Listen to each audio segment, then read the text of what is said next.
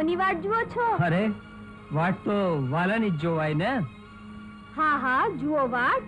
હું જાઉં છું ને તમારા વાલાને મોકલું કે તમારી વાટ જુવાય છે? હા, મારો ભાઈબંધ રૂમાલ વાહે રહી ગયો છે. હા, હું મળે તો મોકલજો. તમારો ભાઈબંધ કઈ ભૂલો નહીં પડી જાય. જાઓ ને, જોઈ શું રહ્યા છો? જાજી વાર ઉભા રહેશો તો જવાનું મન નહીં થાય. હું એ જ કહું છું કે જાજી વાર ઉભા રહેશો તો જવાનું મન નહીં થાય. તે હું કઈ થોડી કોઈને મળવા આવી છું. હું તો આવી છું પાણી ભરવા. હા, ખાલી બેડલું લઈને આવ્યા છો. આ હેલ ભરી લ્યો એટલે ઉપડાવું. ના હો, તમારો હાથ લાગે ને ક્યાંક બેડલું નંદવાઈ જાય તો? અરે નમણી નાગરવેલ, હવે મૂકો એથી આ હેલ. આવ્યા છો તો અધખડી તમારી આંખોના દર્પણમાં એકાદ મીઠું સપનું તો જોઈ લેવા દો. કઈ દેખાય છે? તારા સમ આટલી નાની આંખોમાં આપણા મિલનનો સાગર ઉછળે છે. જરા ઝીણી નજરે જુઓ એટલે બીજું ઘણું એ દેખાશે. હિરલ, આપના તારાને મારા સપના ઘણા એમ નથી.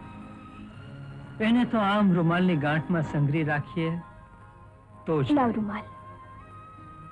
સપનાની મૂડી હું સાચવી રાખીશ. તમે ક્યાંક ખોઈ નાખશો તો ગોતશો ક્યાં? હા, સપના તો આમ હૈયા માથે જ સાચવી રખાય. હા, વેણી વિખર જશે. આ વેણી ક્યારેય નહીં વિખાય. હિરલ, આમ જ હસતા રમતા ગીત ગાતા ગોમતીને કિનારે સૂર અને શરણાઈની જેમ સજોડે રહેવાના. મનમાં મનોરથ જાગ્યા છે કા? હા. તો આપો કોલ. કોલ અને બોલ બંધ. તો હાલો, માં ગોમતીની સાથે કોલ અને બોલની છેડાછેડી બાંધીએ. હાલો.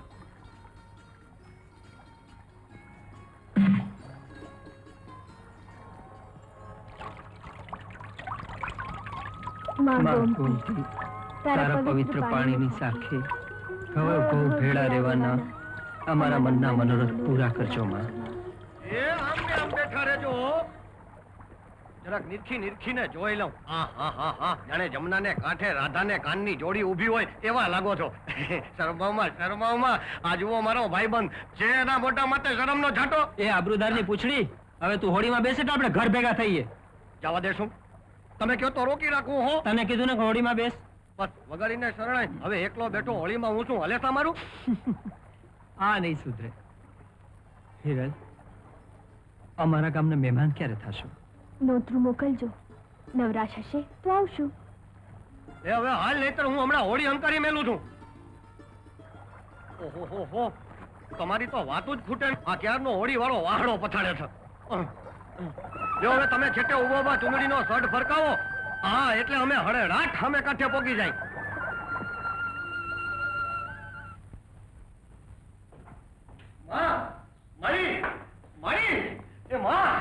અરે આ તમારા કુંવરને કંકુનો ચાંદલો કરો ને મોતીડે વધાવો. ઈ રૂપાવતી રાજના રાજ ભજવૈયાનું બિરુદ લઈને આવ્યો છે. તને ખમા, જાજી ખમા. પણ દીકરા, આપણા ગામ હરે તો રૂપાવટીને જૂના વેર હાલે આવે છે. અરે માં, મારી શેણાઈના સૂર સાંભળીને દરબારને મોજ આવી ગઈ. અરે ખુદ દરબારે મારી પીઠ ફાવડીને મને કહ્યું કે રૂપાવટી અને કંકાવટી ગામના હું વેરના વરામણા કરું છું. અને માં, ભાઈએ એવી શરણાઈ વગાડી કે રૂપાવટી ગામના માણા ભેગા ઘોડાને ગધેડાઈ નાખ્યો. ગધેડા નહીં ગધેડા. માં, મેં વરઘોડાનો ઘોડો નચાવ્યો હતો. અરે આપણા આખા પંથકમાં રૂપાવટી તો રૂપનો કટકો છે, કટકો. હા, અને આ તમારા કનૈયાએ ન્યાની કન્યા હોત પસંદ કરી લીધી છે. પેલા મને કેતો ખરો કન્યા કેવી છે?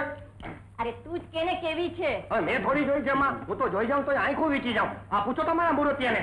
તે જોઈ છે કે મેં જોઈ છે? મારી અસાવ ખોટું બોલે છો. અલ્યા ભાઈ, જેને જોઈ જુએ, નો જોઈ શું કરવાને જુએ? પછી ખોટું બોલે. તું ખોટું બોલે. સાવ ખોટું બોલે. અરે તમે કજ્યો કરો માં. પણ કયો તો ખરા, એ કોની દીકરી છે, એનું નામ શું છે?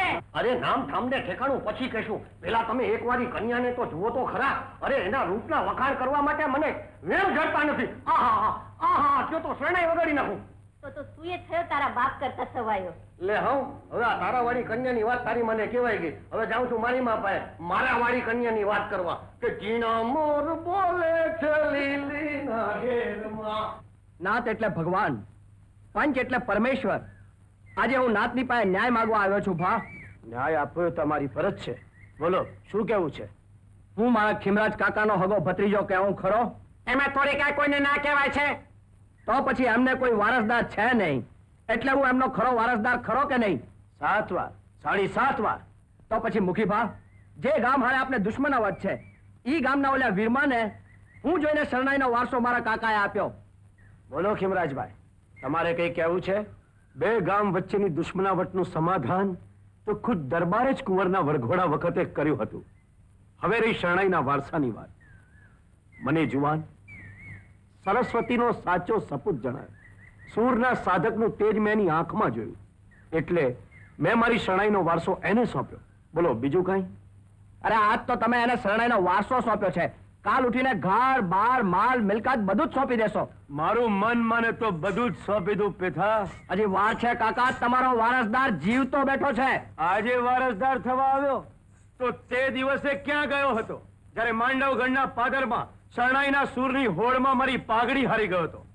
જા, મારો સાચો વારસદાર હોય તો આજે તું ત્યાં જા અને શરણાઈના સૂરે પાણાની પૂતળીના જાજર બોલતા કરીને મારી પાઘડી પાછી લઈ આવ, તો તમે મારી માલ મિલકત ઘર બાર બધું જ તને સોંપી દઉં. હિમરાજભાઈ, તમે આડી વાતે સડી ગયા. ઘર બાર અને માલ મિલકતના સાચા વારસદાર તો ભાઈને ભત્રીજા ગણાય અને કાતો જમાઈ ન હોપાય. બોલો કાકા, પંચને જવાબ દો. તો વિરમને હું મારો જમાઈ બનાવીશ. કા શરણાઈનો વારસો સોંપ્યો એટલું જ બસ નથી કે હવે એવાને દીકરી દેવા ઉભા થયા છો કે જેના ઘરમાં ખાવા ધાન નથી? ખીમરાજ કાકા, તમારી હઠના કારણે હું દીકરીને દુઃખના દરિયામાં ડૂબવા નહીં દઉં, સમજ્યા? દુઃખનો દરિયો હોય કે સુખનો સાગર, પણ જે ઘરના ટોડલે મારા મનગમતા શરણાઈના તોરણ બાંધ્યા હોય એ જ મારું સાસરું. બાપુ, નાતનો ન્યાય થઈ ગયો હોય તો હવે ઘરે હાલો. ઉભારો કાકા, પંચનો ચુકાદો હજુ બાકી છે. નાતનો ન્યાય સાચો હશે તો આંખ માથા પર ચડાવીશ, પણ જો અન્યાય હશે તો નાતનો ન્યાય ઈ જ સાચો ન્યાય કહેવાય. નાતની સામે માથું ઊંચું કરીને બોલે અને ન્યાય કહેવાય. બોલો પંચ પરમેશ્વર, શું ન્યાય કરો છો? તારા બાપની મિલકતનો સાચો વારસદાર તારો ભાઈ પેથો છે. ભાઈ? મારો ભાઈ? પંચ પરમેશ્વર, એને પૂછી તો જુઓ. હું આવડી મોટી થઈ પણ કોઈ દી રાખડી બંધાવી વેતનું કપડું એ દીધું છે? અરે એ તો જવા દો, મારા બાપુને હરખીને કાકા એટલું એ નથી કીધું. તોય તારું લોહી કહેવાય. પણ એ લોહીમાંથી કુળની ખાનદાની અને લાલાશ મરી પરવારી છે. તો હા, તો એ જ લોહીથી મારી લાકડી ના રંગું તો મારું નામ પેથો પાણીયાળો નહીં. પંચ પરમેશ્વર, જોઈ લો આ તમારો ન્યાય. આવા ન્યાયને કારણે કેટલાય નિર્દોષોના લોહી રેડાયા છે એ તો એક ન્યાય કરવા વાળો જ જાણે.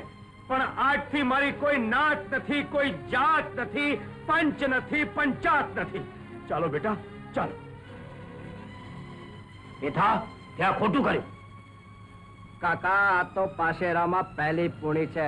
હિરમ, સારું થયું તો અહીં મળી ગયો. ત્યાં તારી હિરલને માથામાં લાકડીનો વસમો ઘા લાગ્યો છે. લાકડીનો ઘા?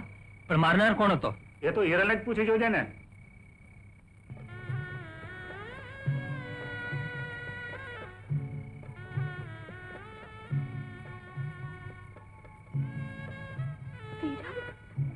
વિરમ, ધીરે ધીરે શરણાઈ વગાડ.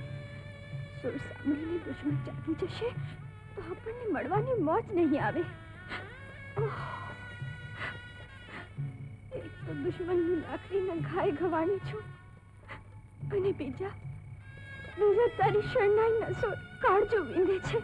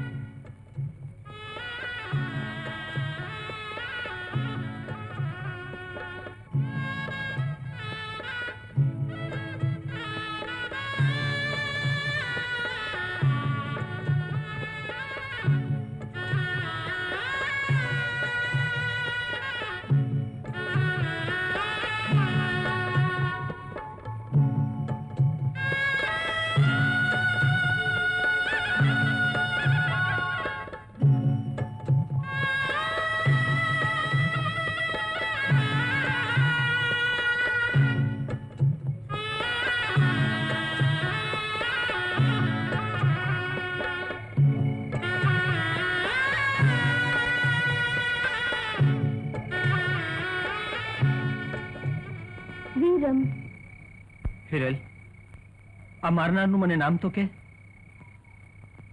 ભૂલી ગઈ. ભૂલી ગઈ? ઘા માથે બાંધેલ પાટો હજી લોહી વાળો છે, એટલી વારમાં ઘા કરનારનું નામ ભૂલી ગઈ? આવી રૂપાળી રાત હોય એમાં ઘાની વેદના અને ઘા કરનારનું નામ યાદ રહે ખરા? વીરમ, પ્રીતુ કરનારને તો આવા ઘણા ઘા ખંભા પડે છે. આ તો હજી પહેલ થઈ છે. તું ન કે તો હું જાણું છું એ નામ. જાણતા હો તો એ જી પણ ન લાવશો એ નામ. વિરમ, શરણાઈનો સુર છેડો. આ નદીના વહેતા પાણી થોડી ઘડી સાંભળવા વિસામો લીએ. હિરલ, આટલી મોડી રાત્રે તું એકલી મને અહીંયા મળવા આવી છો એ તારા બાપુ જાણી જશે તો? અને તમે આ જમનાને કાંઠે રાસ રમવા આવ્યા છો એ તમારી માં જાણી જશે તો? મારી માં તો એ જાણે જ છે. શું જાણે છે?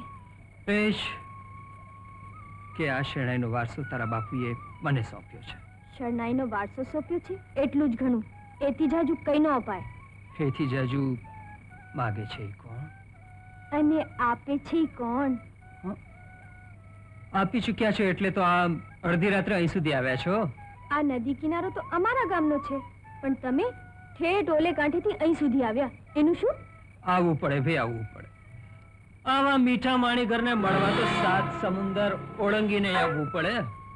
વિરમ, ત્યાં કોક જણ છે. હા હિરલ, રાત ઘણી વીતી ગઈ છે. આપણી સાચી પ્રીતનો કોઈ અનર્થ કરશે. હું જાઉં છું વિરમ. પાછા ક્યારે મળશું? શરદ પૂનમની રાતે. અરે કોણ છે? કોણ છે? હિરલ ક્યાં છે? ક્યાં છે હિરલ? અરે મેળી પર સૂતી છે. પણ આમ અડધી રાતે તું અહીંયા કેમ આવ્યો? ડોહા, અડધી રાતે આબરૂ જવા બેઠી છે એટલા માટે આવ્યો છો. વાહ, મારી આબરૂનું રખેવાળું કરતા તું કેદી થી શીખ્યો ભત્રીજા? ડોહા, તારે આબરૂ હતી કેદી કે તારી આબરૂનું રખેવાળું કરું? આ તો મારી આબરૂનો સવાલ છે. નહીં તો ગામના લોકો મેણા મારશે કે કાકાની જુવાન દીકરી અડધી રાતે પોતાના મનના માનેલાને મળવા જાય છે અને હું ઉભો ઉભો જોયા કરું છું. બને જ નહીં. મારી દીકરી મને પૂછ્યા વગર આ ડેલી બાળો તો શું આવડા બાળો પર પગ ન મૂકે. તમારી ઇજ્જત ઉપર ધૂળ સરવાયો છે. ચાલો જા, આ ડેલી માં ચાલો જા. અરે તારી ઇજ્જત અને આબરૂ તો અત્યારે સૂતી સૂતી નદી કિનારે વિરમના ખોળામાં શરણાઈના સૂરો સાંભળે છે. અને ના મનાતું હોય તો હાલ મારી હાથે તારી હગ્ગી આંખે તારી ઇજ્જત તો તમાશો જોઈ લે. ચૂપ રે, તારી જીભમાંથી ઝેર વરસાવ તો બનતા સમજા. હવે એના કરતા હાથ પાડીને બોલાવો તમારી દીકરીને, હાથે તો તારું પાછો થઈ જાય. ઉભો છે હું હાથ પાડ તારી હગીને. એમ છે? હિરલ, હિરલ બેટા! શું બાપુ, મને બોલાવી?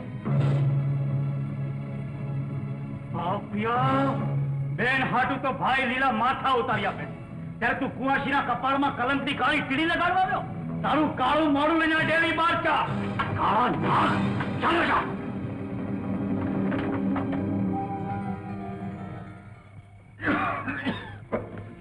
બાપુ, હિરલ બેટા, નાકની તારી નીંદર બગાડી. જા સુઈ જા.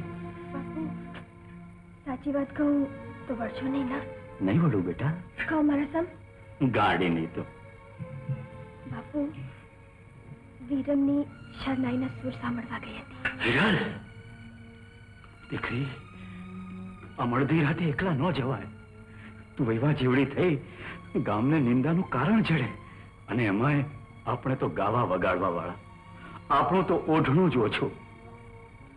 બેટા સુઈ જા.